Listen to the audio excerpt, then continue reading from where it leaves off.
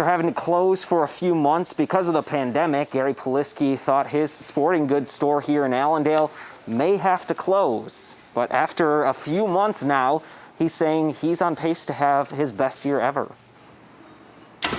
With social distancing rules in place, many eyes turn to the outdoors as a way to stay safe and enjoy the summer weather. That's where Grand Valley Sporting Goods comes in.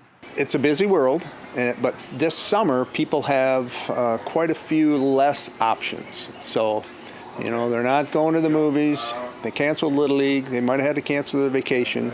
So they're looking for more things to do, and all the outdoor sports really are taking off. Owner Gary Polinsky says demand for sporting equipment is at its peak, even during the early days of the pandemic. Did close down for a few months there. Once we got back up, we didn't have to advertise or anything because people were calling us. And that demand has been seen industry-wide, leaving many people waiting months for things like bicycles or kayaks. It depends greatly, but it could be months. So there's a lot of things that we that used to take for granted in getting.